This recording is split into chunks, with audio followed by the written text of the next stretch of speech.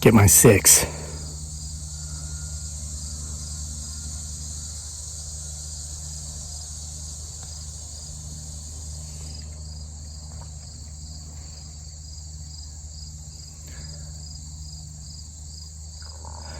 So guys, if throughout this video you think you hear what sounds like one of my distant neighbors using a planer,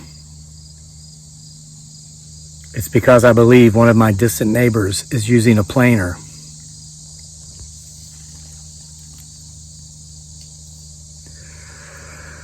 I came up here to make this video and it just stopped.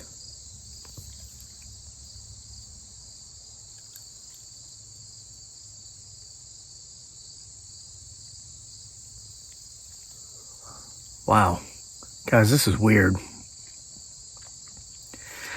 I came up here to make this video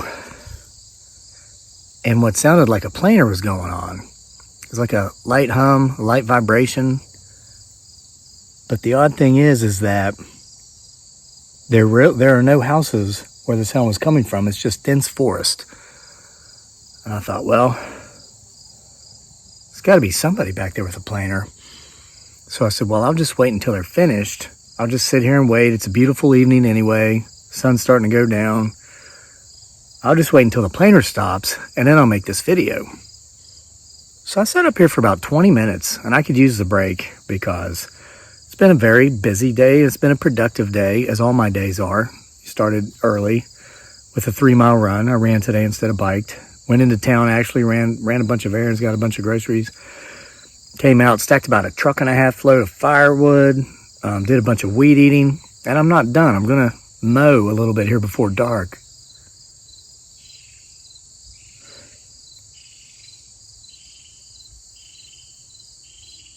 Is that a bird or is that a messenger?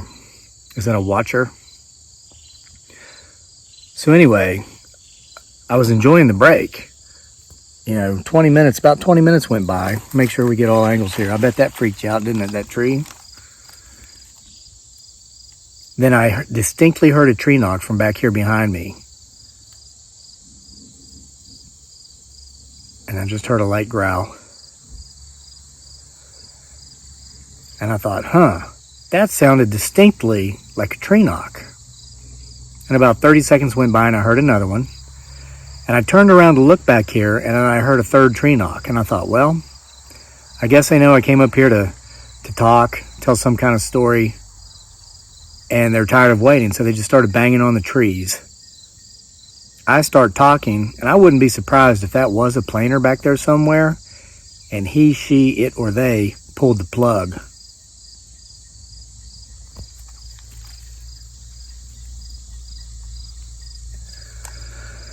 Okay, so guys, something kind of amazing has happened. And so I've got something that's got to be said because of it. And if you're offended,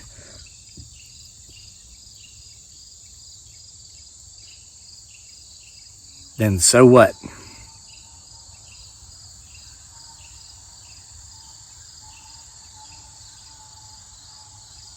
I hear howls. Guys, I think we've got a very active forest behind us here this evening. So keep watching for movement. Watch for lights. Is that a new X right here?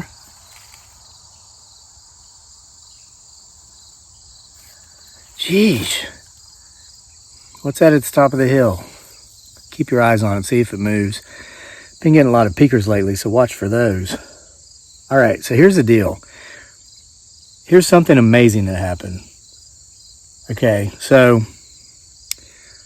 less than 24 hours ago, my new book became available. That was a very loud tree knock. And it was close. It's closer than the knocks that I heard before I started making this video. I'm gonna have to make sure to get all angles here.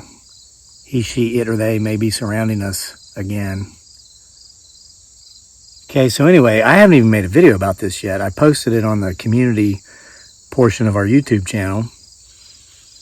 that it was available, and I was waiting for it to come out in print copy. Usually takes a day or two, but sometimes it's quicker.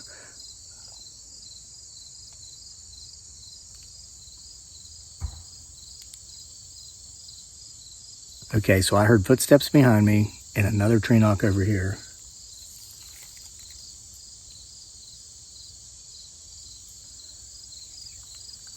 I bet that creeped you out, didn't it? That cedar tree? Hold on.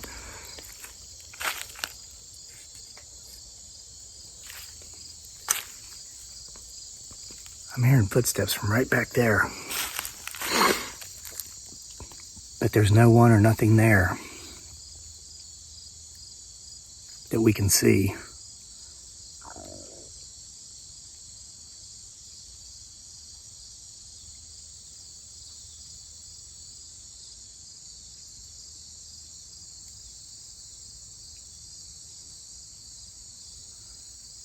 There's something moving in these woods.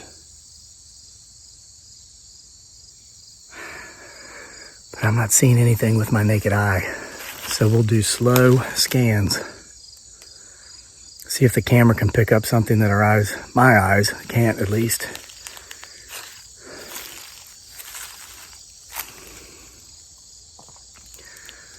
Okay, so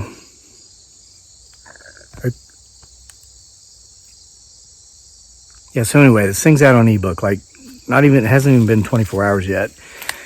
And so I wanted to wait and make a video about it when it was available also in print, because I know that most of our viewers actually buy in print. So I refreshed the browser where it had the ebook thing. I was looking to see if, where it says ebook beside it, when the paperback shows up, it'll say paperback. And you click on that and get the paperback version. Wow. Guys, a car just went by my house that looks like a hearse from like the 1930s. That was creepy. I've never seen that thing out here before.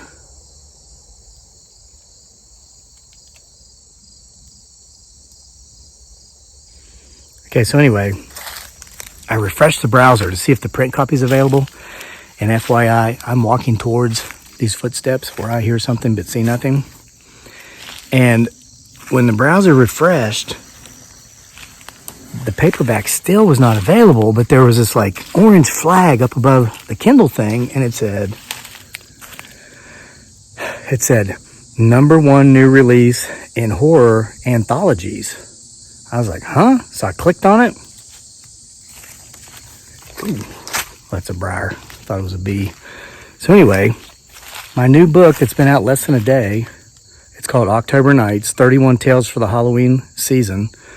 And of course, it's available at the link in the description box below. You just got to click on that and then scroll down through my library of books. Tree knock.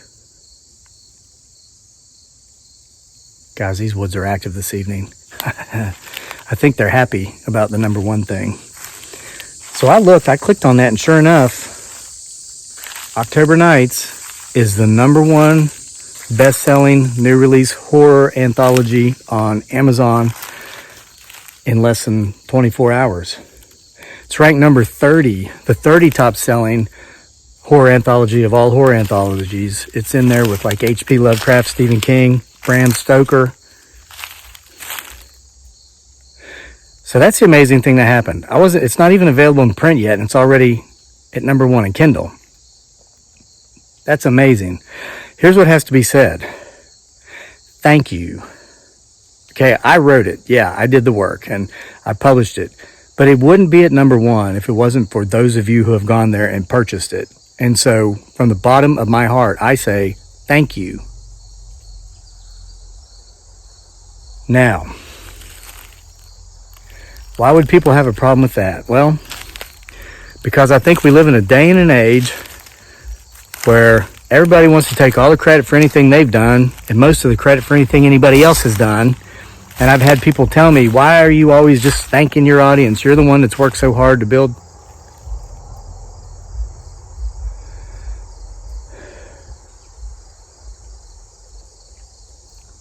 Let me stay right here for a while. I thought I just felt like a flash.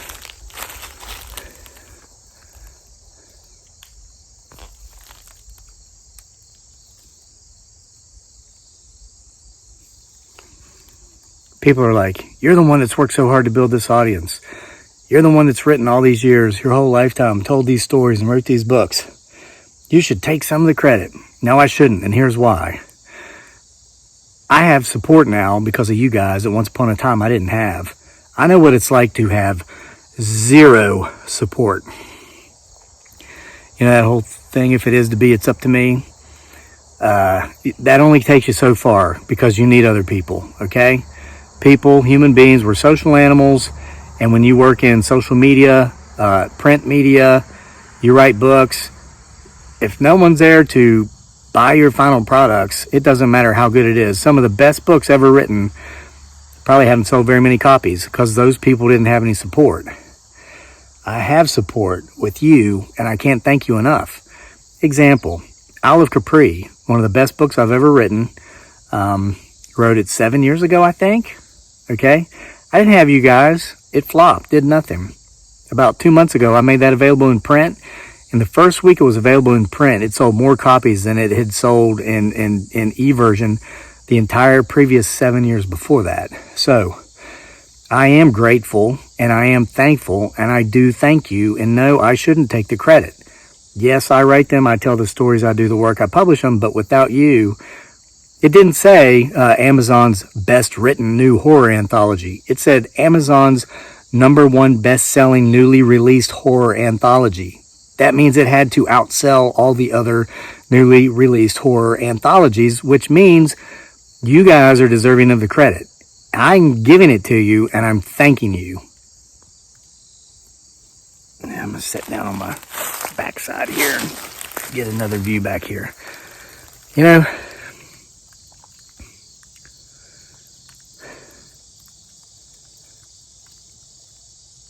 I'm hearing footsteps again. I guess what we're talking about here is gratitude. You know, I have it. I hope to always have it. Once upon a time, I didn't. I had ego. And if something like this would have happened, I would have talked about how great I was because it happened. Ego, that's a short little synonym for edging God out. And edging everyone else out. Edging out your entire support system. You know, I know folks, we all know people who feel entitled. And this is funny because, you know, number one, where there is no gratitude, there's entitlement. People who are not grateful for what they have really have a sense of entitlement. Because if you're not grateful for what you have, obviously you think you're entitled to have what you have. Now, if you work for it and you earn it, you absolutely are deserving of what you have. But are you entitled to it? Not really, because none of us really are entitled to anything. But I've known some of these folks. Their attitude is, you know, well, why shouldn't I have this? I worked very hard to be born into this wealthy family. Or, well, you know, my wife's family's wealthy and they only have 2 children, so why shouldn't they just give us all this money? Nah. Okay, bro, whatever. I hope that when the gravy train are both put in the grave 6 feet under and the gravy dries up, good luck. But anyway, and I wish no ill upon those people, and I'm sure, you know, the trust funds will keep kicking out, but it just strikes me as very unattractive to believe that the world, anybody in it, or life just owes you anything because you exist. Okay, I've never felt that way. I hope to never feel that way. I'm grateful for what I have, and yes, I've worked very hard for what I have, so though I may be deserving of what I've worked to have, I am not entitled to have it.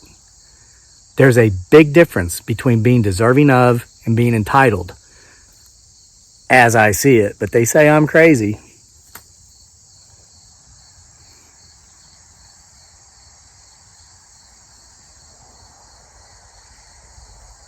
There's a deer 20 yards away from me, laying there on her belly, staring at me, chewing her cud, watching me and listening. At least it wants us to think it's a deer. Let me flip the camera and zoom real quick. Watch this. See her? Just laying there in the grass. I don't know what the depth perception is very accurate on this phone or not, but she's only about 20 yards away. She's been sitting there listening to me the whole time I've been sitting here talking about gratitude.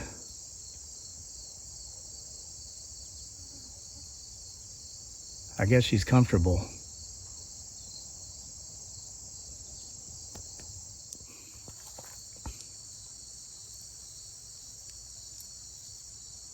Okay guys, after I recorded that deer, I heard something further up the hill here where we originally started, so I came back to our original spot to finish up.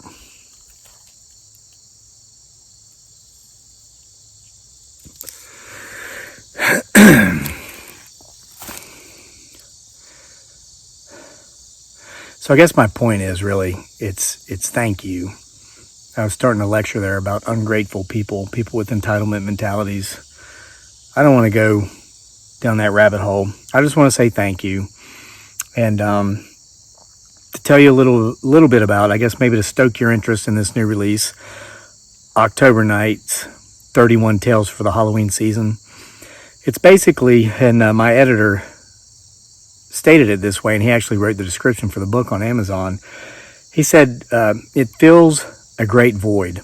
You know, most of us who love Halloween, who are really into ghosties and ghoulies and all things paranormal and supernatural, when you're a kid or when you're a teen, it's really neat because there's so much literature out there for that kind of stuff, like Telltale Lilac Bush, The Tale of the Golden Arm. There are the short story collections like Scary Stories to Tell in the Dark, and then they have the Goosebumps series, all this stuff. But there really has been this great void. There's been a lack of such stories written for adults on the adult level. You know, if you back out all the macabre, gory, complete horror type stuff, but just really good Halloween flavored ghost stories. There's really not a whole lot out there, especially in anthology. So I've worked hard for almost 10 years creating many of these stories. Most of them have come in the last year. And but it's like the way the book is structured, it's really neat because it's not like chapter 1, chapter 2, chapter 3. It says October 1, October 2. These are the chapters all the way through October 31, Halloween. And though most of the stories are not related, which is really cool because it's like you get like a different flavor every night, there is one continuous storyline, you know, broken up pretty much evenly throughout the work that you're introduced to when you meet our friend, that old rascal Jim Brown. I think around story number 6 or 8. I can't really remember. You'll know it when you get there. And then he reappears throughout, you know, evenly. You've got to read it in order. You can't just jump to October 31, Halloween. It's an amazing story.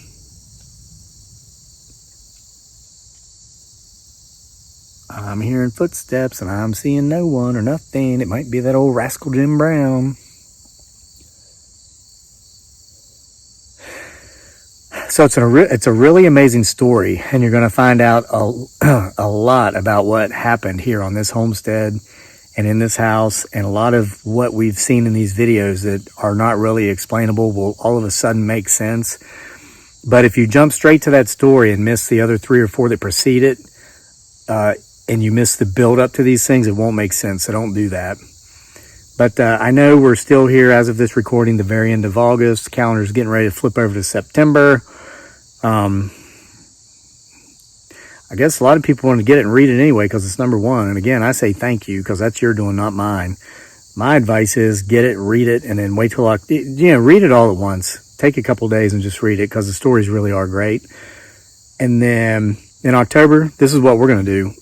I'm going to read one story each night to my wife and the ones that are appropriate to my kid.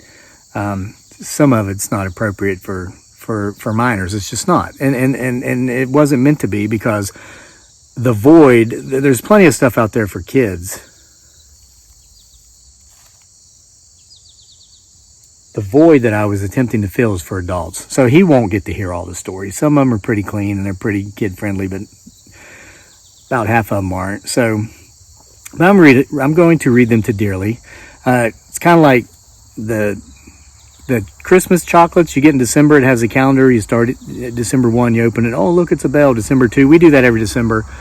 And we try to guess what the chocolate shaped thing's going to be, you know, teddy bear, pine cone, whatever, Santa Claus. It's like that. October 1, hey, let's read this short story. You know, October 2, okay, now it's time for this one. So it's, you know kind of like fun, you know, give you something to do through the whole month of October. So that's how it was designed. And so far so good. Number 1 in less than 24 hours, and the print version isn't even out. But keep watching. Just go to the link in the description box of this video. Scroll down to the, I think they put it on the bottom of my books because it's my newest one published. And just keep your eyes on it. The print copy, by the time I upload this video, it might be there already. Who knows? It could happen in any minute. So to each and every one of you who made this happen, thank you. To each and every one of you who takes the time to watch my videos, whether you ever buy any of my books or not, thank you, because you are allowing me and my family to live the dream. We are living the dream. We're successful in social media. I'm successful now as a writer, and we get to come and go as we please. You know, we're always together. We're out here gardening, splitting and burning our own wood here on the homestead. Our needs are met. We want for nothing, and we are not entitled to any of this. And we are grateful for every single bit of it. And we are grateful to every single one of you who watch our videos and make it all possible. Thank you. And have a good night.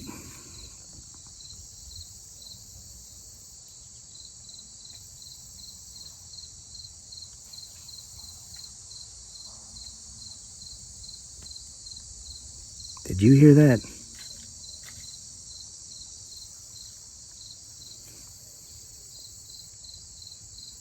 Something big was walking through those woods.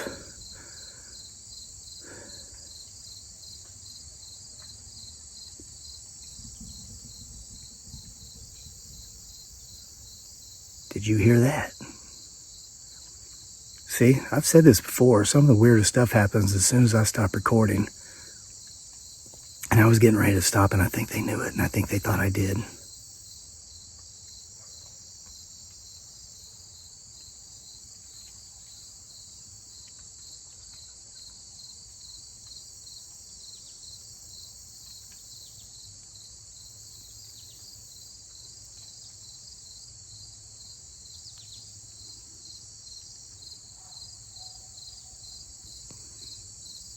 It wasn't a dog. There's no dogs around here.